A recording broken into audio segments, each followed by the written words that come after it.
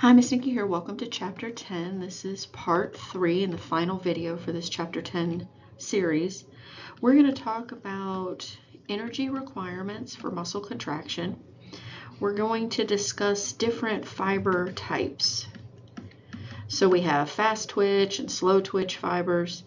And then we're going to talk about how cardiac and smooth are a little bit different than what we've been talking about up until this point, which has all been skeletal. So we do have a little bit of ATP stored in our muscle cells. So this is kind of to kickstart glycolysis, right? So there's other ways that we can generate ATP. We can use creatine phosphate. I'll show you this process in a second. And basically you're stealing this phosphate and adding it to ADP to make some really quick ATP. Then we have glycolysis. We know we can make 2 net ATP in glycolysis. And then we can switch over to aerobic. Remember, that's with oxygen. And that's where we yield the most ATPs. So then we're looking at about 34 to 36 ATPs if we go through the mitochondria and complete aerobic cellular respiration. Creatine phosphate is going to transfer that high energy bond between the creatine and the phosphate, and that energy in that phosphate is going to be transferred to make ATP.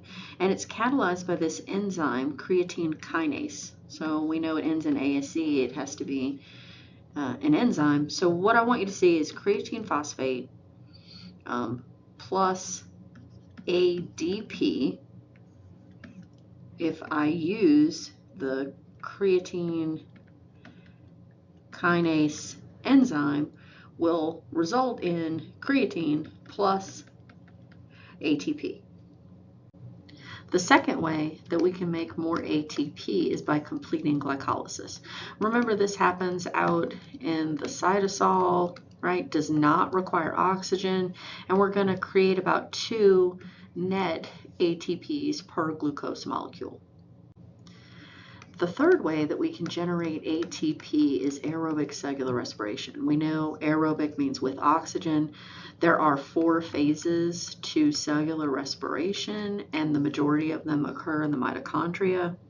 We're producing 30 plus ATPs. I want to mention that we can also use fats. Fats can be diverted into the cellular respiration process at various stages, and we can use fats to produce ATP as well. It's harder to do. It's not as energy efficient. Although if you have really long fatty acid chains, you can make more ATP. I think this is a nice representation of kind of everything we've talked about. You can see here that ATP is present in the muscles. So this is about 5 seconds worth of energy. Then we didn't really talk about this, but it was on one of the previous slides. You do have this myosin kinase, which can take 2 ADPs and generate an ATP. Again, we're still talking just about seconds of energy. This is not any sort of long-term lasting energy source. Then we have creatine phosphate. We can break that bond. We can add the phosphate and the energy to ADP, and we can end up with ATP. Then we move on to glycolysis, right? So here we have glycolysis. We have to bring a glucose in to the muscle fiber cell, right? We're here, muscle fiber cell. Where does this occur? This occurs in the cytosol. So we can take glucose, break it down to the 2 pyruvates, and we can generate 2 net ATPs. Then if we move to aerobic cellular respiration, we have to take in oxygen, and then we take those pyruvates and move them into the mitochondria, and we generate 30 plus ATPs. So the majority of the ATP that you're generating comes from aerobic, I'm going to abbreviate, aerobic cellular respiration. This is where they wanted to show you that fatty acids can also enter into the citric acid cycle and can generate ATPs. Lactate formation can occur if there's low oxygen available after you convert glucose to pyruvate. So what we're saying is if you have glucose and you convert it into your 2 pyruvate, normally they would go to the mitochondria if oxygen is present, and you'd make tons of ATP, right? But if there isn't, if you have low oxygen, that pyruvate is going to be processed into lactate, and then lactate is going to be processed by the liver back into glucose that you can then use again. Here we have intensity of exercise, and they're talking about the ATP or energy supply here. So for a 50-meter sprint, that's about less than 10 seconds, ATP supplied is primarily by transferring some sort of phosphate, right? Creatine phosphate, the myosin kinase transferring phosphates. For less than a minute, you're going to use ATP from glycolysis. And then if you're running for more than a minute, your ATP is being supplied by aerobic processes, aerobic cellular respiration. This is a nice figure from your book. It's showing you if you're sprinting, right? 5 to 6 seconds, your available ATP, or you're doing some sort of phosphate transfer like creatine phosphate. Next, if we're expending energy for a minute, we're doing glycolysis. Short-term energy, remember we generate about 2 ATPs. And then if we're doing longer than a few minutes, we're doing aerobic cellular respiration. And one of the things to think about though is you can go back and forth between aerobic and anaerobic. So remember, anaerobic is where you generate the lactate. It's where you're only making about 2 ATPs. You're just doing glycolysis. So if you're an athlete, you want to try to stay in aerobic, right? That's your goal. You're breathing in enough that you're able to produce enough ATP. You do not want to switch back and forth between aerobic and anaerobic, but honestly, we're probably doing this when we work out. So if you're a runner, if you're running and everything feels good and you're taking those deep breaths, you're probably doing aerobic respiration. When you start gasping, when you start doing the you're probably in anaerobic, and your body is trying to get you to breathe more deeply to get more oxygen in so that you could switch back to aerobic respiration. One of the things to think about is after you're done working out. So after effect, you have an oxygen debt that you have to pay back to your muscles. So there was some oxygen stored as myoglobin or hemoglobin. So you have to replace the oxygen that you dropped off to the muscle cell. You have to replace the glycogen. Remember, that's the stored glucose. You have to replenish the ATP and the creatine phosphate.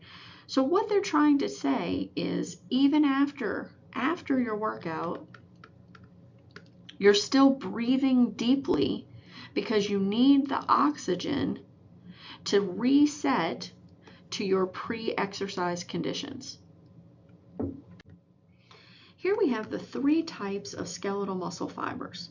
So skeletal muscle fibers are either slow oxidative, fast oxidative, or fast glycolytic. I wanted to show you the image right here because you can have different percentages of each of these 3. So let's say you have 10% slow oxidative, you have 20% fast oxidative, and then you have the remaining 70% as fast glycolytic. So you can have different percentages inside your muscle. And each of these are muscle fiber cells. This is making up a fascicle, right? And this is the overall muscle.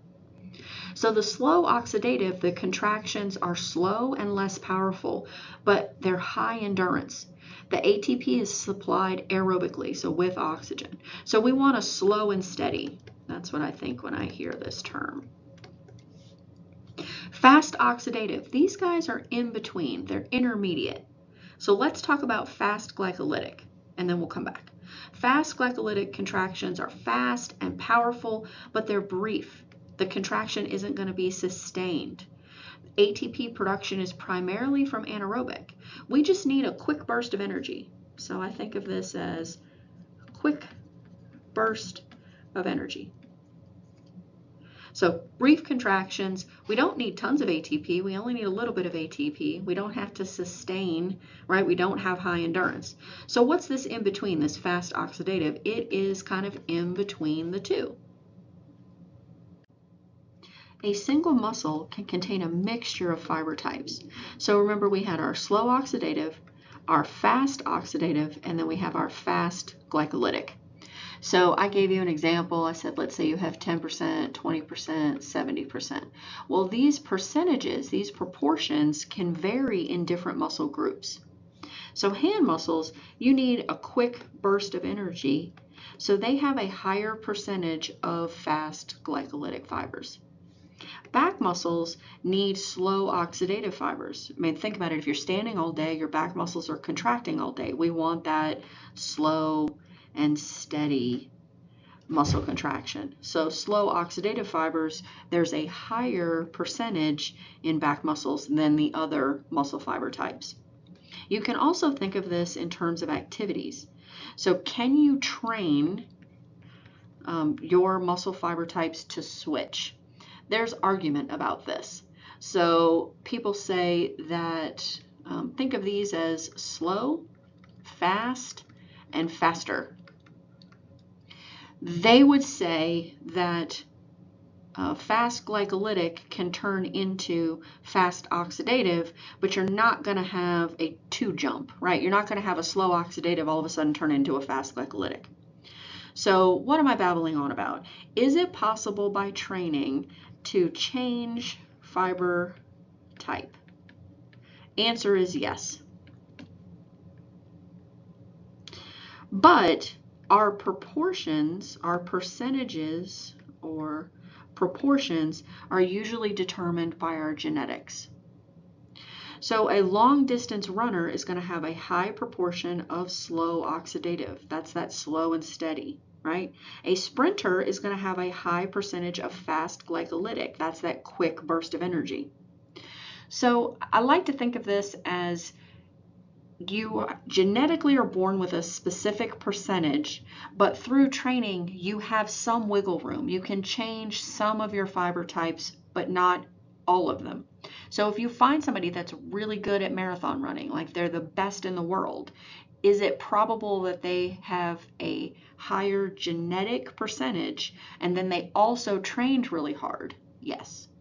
And the same thing you could say for sprinters. If somebody's a really good sprinter, maybe they have an extremely high percentage of fast glycolytic fibers, specifically in their gastrocnemius or their calf muscle. So it's a little bit of both. It's genes and the environment. Now we're moving on to muscle tension. We're also going to talk about muscle twitch, and we'll discuss what happens if we change the stimulus or the frequency. So muscle tension is the force that's generated when a muscle contracts. Go back to what I mentioned in bones. Remember, bones were the levers, right? The muscles are generating the effort. When I say effort, they're generating the force that we're going to use to do what? Lift a load. On the next slide, we'll talk a little bit more about twitch, muscle twitch. This is called a myograph. So we can hook up voltage, right? So this would be a stimulus. And we can apply a stimulus to a muscle, and we can measure the amount of contraction that happens and the amount of force that that muscle is able to generate. And then we can plot it, and we can see that if we apply the stimulus here, the muscle's going to contract, and this is the amount of tension or the force that that muscle can generate. So here we have the definition. Twitch is a brief contraction from one single stimulus to the muscle. And then they break it down into periods. There's a latent period, there's no change in the tension, then during contraction is where we're going to see the tension increase, and then relaxation, the tension is going to decrease. So for the twitch, it was just one single stimulus. Is it possible for us to change the stimulus intensity? Instead of one stimulus, one message from the brain, can the brain send multiple repeated messages? Contract, contract, contract, contract, right? So as the voltage increases, as the brain stimulates the muscle more units are recruited to contract. We call this recruitment multiple motor unit summation. I know, big fancy words, right? So let's look at an image of recruitment, and maybe it'll make a little bit more sense. Before we look at the skeletal muscle response to increased stimulus, I want to make sure we remember what motor units were, right? So coming out of the spinal cord, we have motor neuron 1, and motor neuron 1 is going to reach out and touch, I think this is the blue one. It's going to reach out and touch this muscle fiber cell and this muscle fiber cell. Motor neuron 2 is going to reach out and touch this one and this one and this one. So these are the reds. So the blue reaches out and touches 2 muscle fiber cells and the red touches 3. So what we can do, we could activate just motor neuron 1, we could activate just motor neuron 2, or your brain can send a message on both. So I can activate 1 and 2 together simultaneously. And that would make a big difference, right? So if the brain sends a message out just to motor neuron 1, we're activating 2 muscle fiber cells. If we send a message on motor neuron 2, we're activating 3 muscle fiber cells. Now what happens if we do 1 and 2 motor units? We're now activating 5 muscle fiber cells. That's the idea behind recruitment. So here we're seeing muscle tension, right? And muscle tension is increasing as more motor units are being activated. So what I'm saying is if I activated just motor neuron 1, I just sent a stimulus on motor neuron 1, I'm going to activate 2 muscle fiber cells to contract. Maybe I'm not generating enough tension to lift the load that I'm trying to lift. So now my brain sends out a message, and now I'm going to activate motor neuron 2. Okay, I still haven't generated enough tension to lift the load that I wanted. So now I'm going to go back, and the brain's going to like, okay, fine, fire motor neuron 1 and 2. Now I'm here, and maybe that's enough tension or enough force and able to lift the load. So you can activate more motor units until you finally max out. One of the good examples, I think anyway, to talk about this, and it's something that we don't think that we do, but this recruitment of motor units is usually in part based on visuals. So my example is if you've ever had a child or you've done it yourself, you've gone to grab the milk off the top shelf of the fridge. You're looking at the milk, you're gauging how much milk is in the jug, you're activating a specific number of motor neurons to tell a specific number of muscle fiber cells to contract. And you know if you activate motor unit 1 and 2 and you have 5 muscle fiber cells contracting, that will produce enough force to lift the milk off of the shelf and put it down on the counter. If you've ever seen a child do this, their brain hasn't figured that out yet. Have you ever had a child go to grab milk and all of a sudden it drops on the floor? Their brain did not calculate the appropriate number of motor units to initiate in order to generate enough force to lift the load that they were visually looking at. So I think this is a really fascinating example of how we're recruiting motor units and muscle fiber cells to contract, and we're doing all this based on visuals, and most of us don't even know that this is occurring. In the previous slide, we talked about stimulus intensity, right? We talked about the building of tension by having recruitment. This is stimulus frequency, so we're thinking kind of the number of stimuli. So stimulus frequency is about 20 stimuli per second. What this causes is relaxation cannot completely happen. So you'll see kind of a building of contractile forces, and you'll see a higher amount of tension being able to be generated. Then we also have incomplete tetany and tetany. So if the frequency is increased even further, so above 20 stimuli per second, you're going to see incomplete tetany. So the tension increases and the twitches fuse. If the frequency is increased even further, you're going to see no relaxation. This can lead to fatigue and eventual muscle contraction, stopping altogether, right? This image is showing you first just a twitch, right? We have our contraction and our relaxation, and then our contraction and relaxation. And each twitch is generated by one stimulus. Over here, we're looking at the frequency. How many stimuli per second? And first, wave summation, you see how you never fully go back down to relaxation, right? You just start to contract, and then you start to relax, and then you get sent another stimulus that says contract again. And then another stimulus says contract again. So you're building up muscle tension in order to be able to lift a really heavy load. When we get to incomplete tetany, you can see that you never get to go into relaxation mode. The stimuli frequency are coming much more quickly, right? And then when we get to complete tetany, you can see that the stimuli are coming so fast that there really is no contraction and relaxation. It's kind of like you're just holding. You're in a holding, contracted state. You're generating tons of tension, but you cannot keep this up for very long. And then eventually the muscle is going to fatigue and you're not going to be able to contract it again until we kind of reset all of the players, like the sodium ions, the potassium ions, and the calcium ions. You're going to have like this delay before you can contract again. So I wanted to mention that here with this complete tetany, this is rare. This is on the upper end. This is like 50 stimuli per second. And in the body, kind of the upper end is about 25 stimuli per second. So tetany is very rare.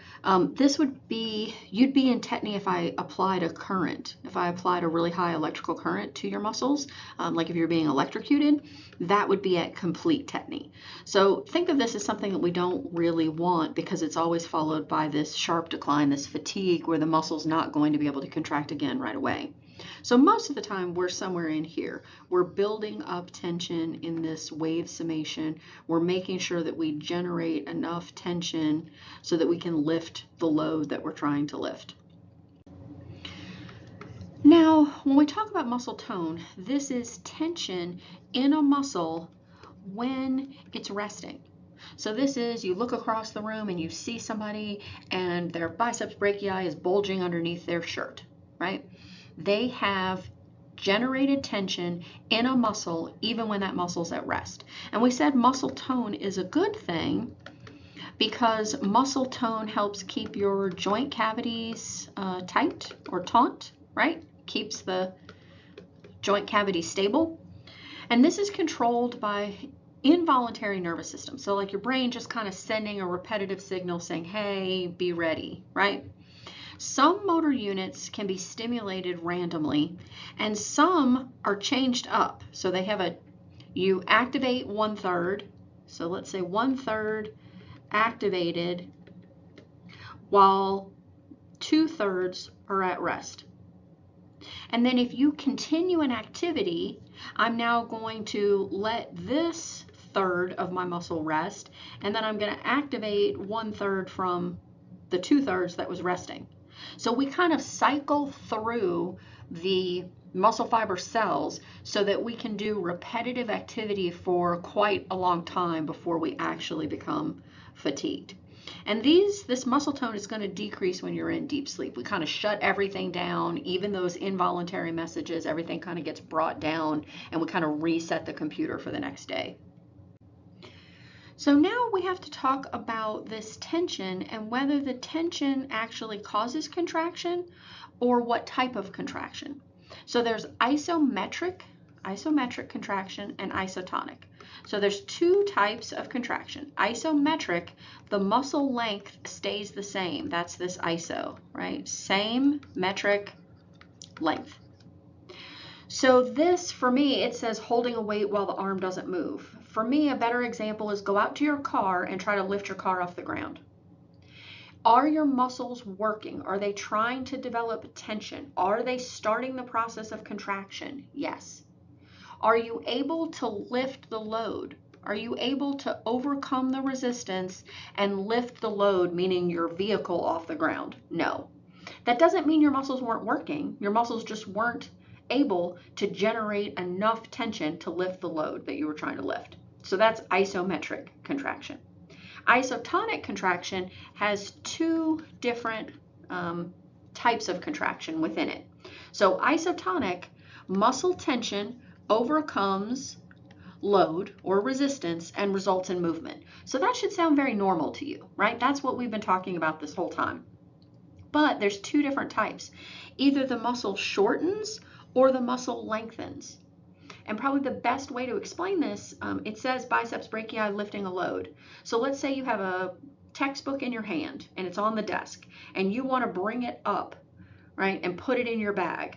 You're doing concentric contraction. The muscle contracts, you build tension, you exceed the resistance or the load, so you're building enough tension to lift the load. The muscle shortens as it contracts. In eccentric, that would be like you're holding a textbook and you want to put it back down on the desk. So you could just drop the textbook. That is not eccentric. Eccentric would be you pull the textbook out of your bag, it's at shoulder level, and then you slowly place it on the table. Your muscle is still working, it's still contracting, but it's lengthening as you place the textbook down on the table. Here's another nice visual for isometric. So if you're holding a child, this muscle is not changing. It's not changing length. But is it still developing tension? Do you still have muscle tension? Yes. In isotonic, the eccentric is if you were lowering the baby down, and concentric is if you were lifting the baby up. So this is another really good example to think about these terms. When we talk about tension, we also have to talk about the tension-length relationship. So you might have heard people talking about stretching before you're going to have a muscle contract, right? So the tension a muscle produces depends on its length at the time of stimulation.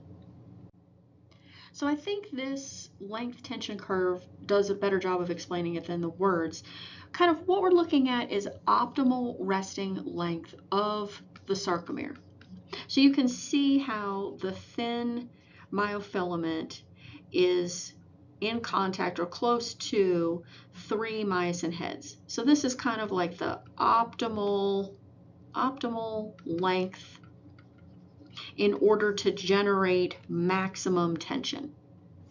If your muscles are too tight, if they're too contracted, you cannot generate enough tension, or you can't generate maximum tension.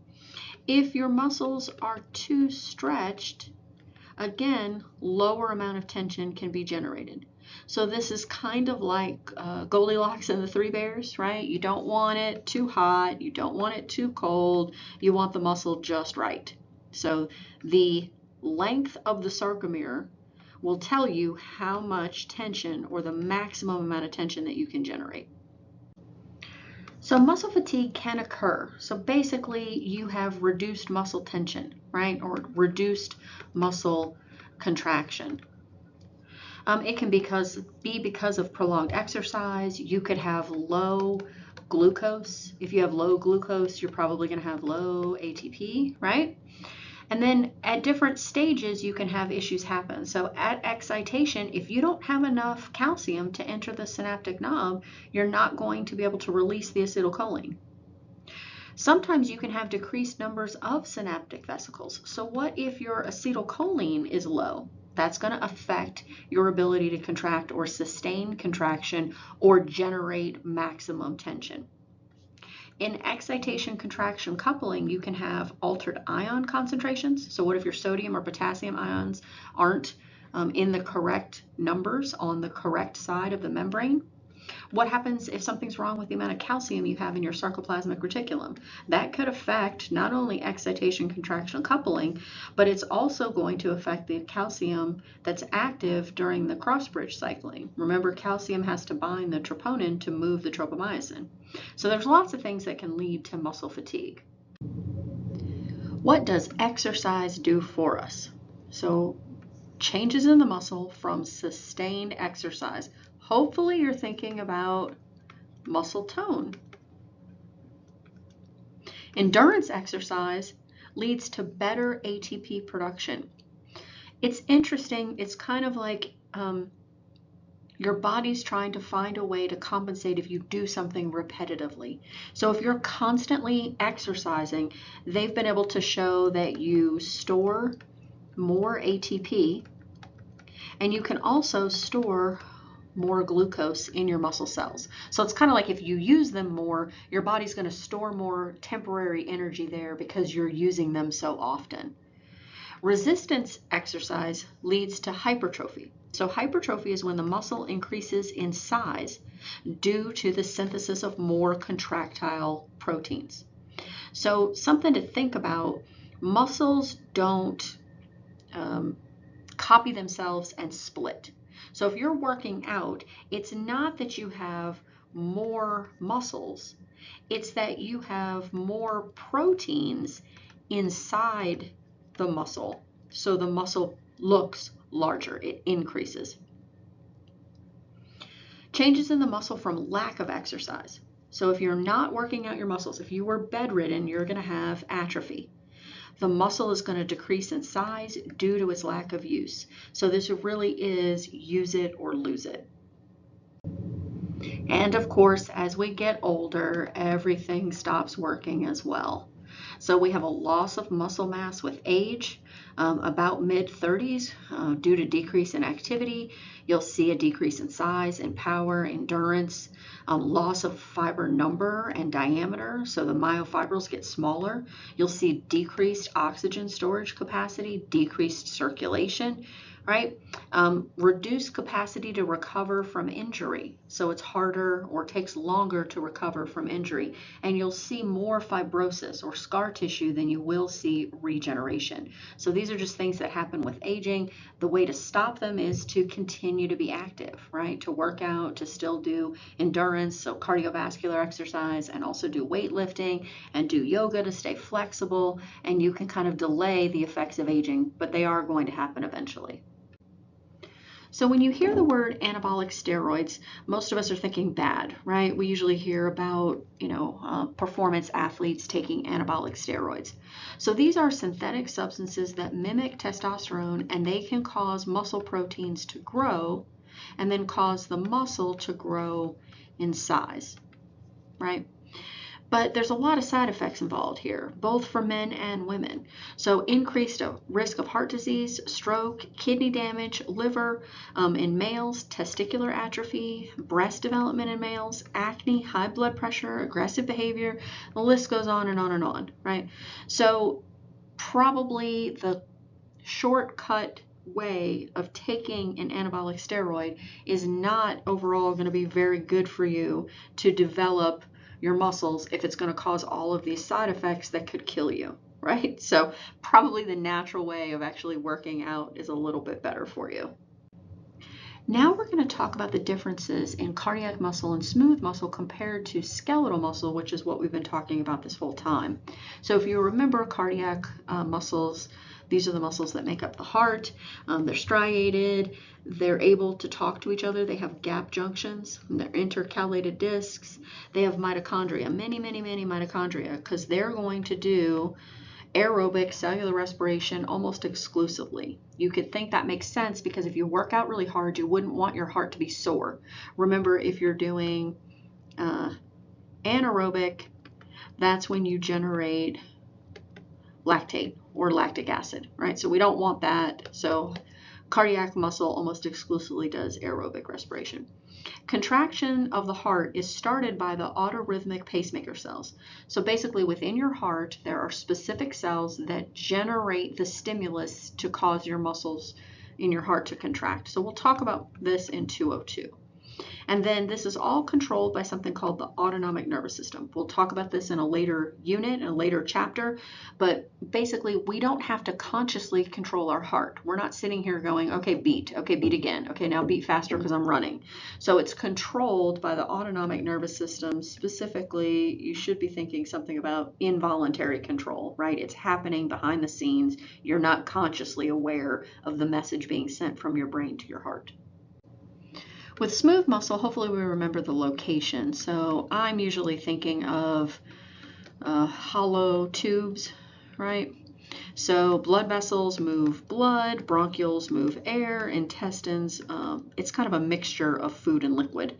And then the ureters or ureters are going to move, again, fluid, urine. So hollow tubes where you're moving some sort of liquid or some sort of mixture that contains water. You can't just contract and relax. You have to contract and kind of squeeze to move this liquid further down the tube.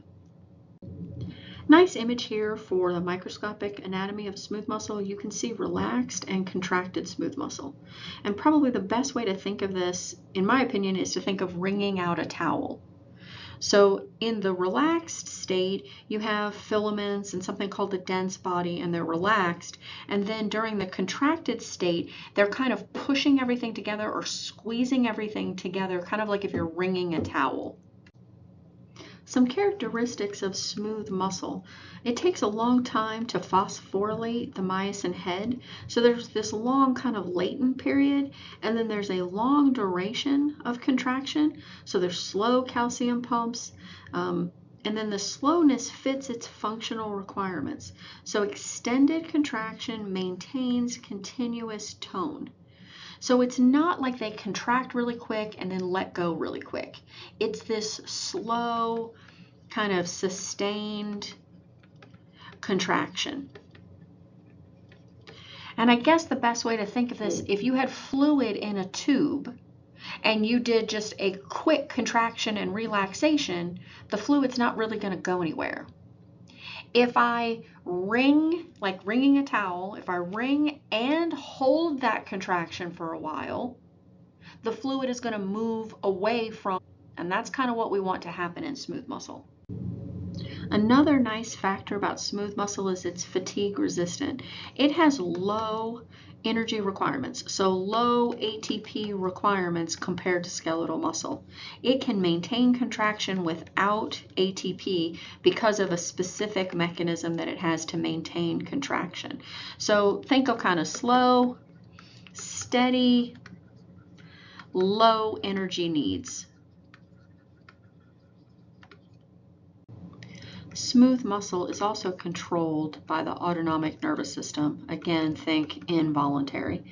But what's interesting is smooth muscle can also respond to stretch. So think of urinary bladder. So the urinary bladder lining has smooth muscle, and when the bladder fills, that muscle will contract. So smooth muscle can respond to stretching. It can also respond to hormones, to pH levels, to oxygen levels and carbon dioxide levels, certain drugs. And then there are also some nervous cells that are in the intestines that can also trigger contraction of the smooth muscle. So we'll talk more about all of these items when we get to the second half of anatomy and we talk about specific systems that have smooth muscle, like cardiovascular, urinary, digestion. For the last slide here, I wanted you to see that there is some variation in how smooth muscles are directed to contract. So here is a single unit smooth muscle, and what this is telling you is that this neuron, when fired, is going to tell all of these smooth muscles to contract. Where a multi-unit is kind of like the skeletal, where we're going to have the ability to turn on different smooth muscles. So either one or two or all, right? So there's some variability here. For the cardiac and the skeletal, do not focus too much on those. Just give me the very basics. How are they different? How are they the same to skeletal muscle? Skeletal muscle is what we're really focusing on in this chapter. So if you have any questions, please let me know, and I'll talk to you next lecture. Bye.